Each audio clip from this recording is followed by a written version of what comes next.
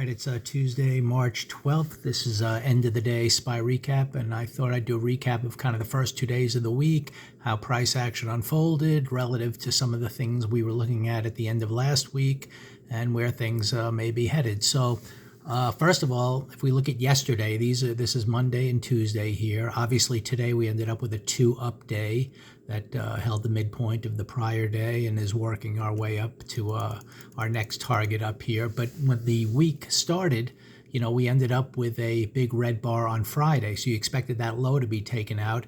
And I discussed how on the weekend recap video, how if we started down to start the week, were we going to, ultimately get a 2-down week to unfold?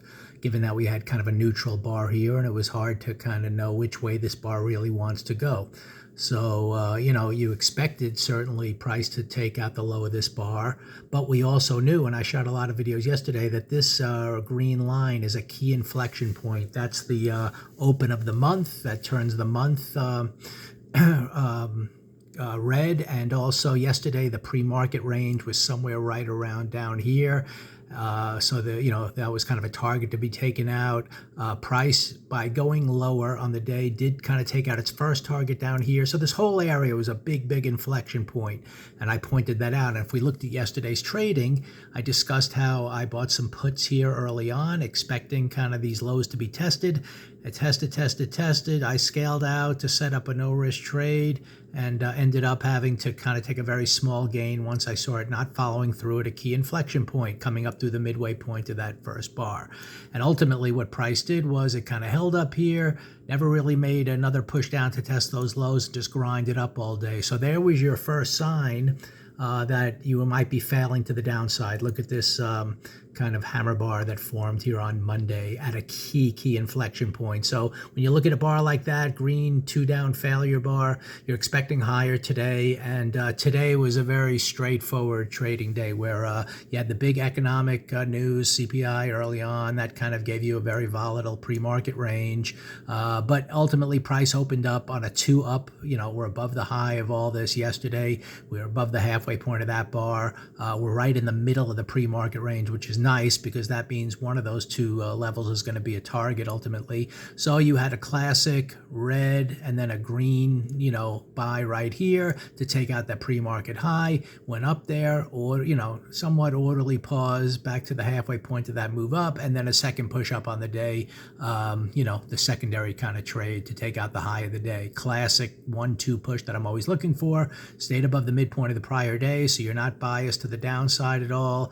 And, you're in the middle of a pre-market range. So when you get the red to the green move, you at least have one target up here after you take out the first bar high. And in this case, on a directional move, once you have the 2-up day, we're beginning to try to target, in other words, coming down here on this red bar, we made higher highs, and then the target was this lower low. If it would have continued, we had other targets down here, but price failed at a key level. Then when you make the higher high, this becomes the next broadening target. So obviously with a big green bar today, you're expecting higher tomorrow to at least take out that in kind of compound broadening fashion. So that's what we'll see if price action leads us to. And at that point, it's an inflection area, broadening, which is the whole premise of the strat, that you're making higher highs and lower lows as these daily bars unfold. So once we head up there, we'll see what price action does. But it would be, to fail right now, let's assume we do head up a little bit above that green bar high. We're going to have to come back through the midpoint of that bar. To fail on the week now, we're going to have to get through the weekly open down here. So, a lot has to take place to fail. And the tricky thing is we're still kind of inside of this weekly bar. So obviously for the first 2 days, it looks green and heading higher. But just know, we are, at this point, still not really breaking up or down outside of that bar. So, there was selling here last time, pretty big selling here on Friday. So once it gets up here, maybe people are going to be selling again. But the failure now is going to have to unfold in a whole bunch of ways. If we gap down tomorrow, which I'm not expecting, we'd have to start below the midpoint of that bar and start immediately lower. But it looks like we want to probably head higher before any failure might take place. And obviously this trend is extremely strong heading higher. So, you just kind of go with that for now, and see what unfolds. But the main thing I wanted to point out was that yesterday was kind of a good indication that your expectation for a potential 2-down week was thwarted after that kind of failure to move lower and closing with this green bar. Today was just a classic buy here on bar number 3, and then for one push up, pause, second push up. So today was very straightforward to the upside, and especially after failing at a key point. So that gives you an actionable signal to the upside, and there was an actionable signal, so to speak, to the downside here to at least hit that target, which it did. But obviously it didn't follow through much from there, and that you knew that from opening price action, that just couldn't follow through all that much.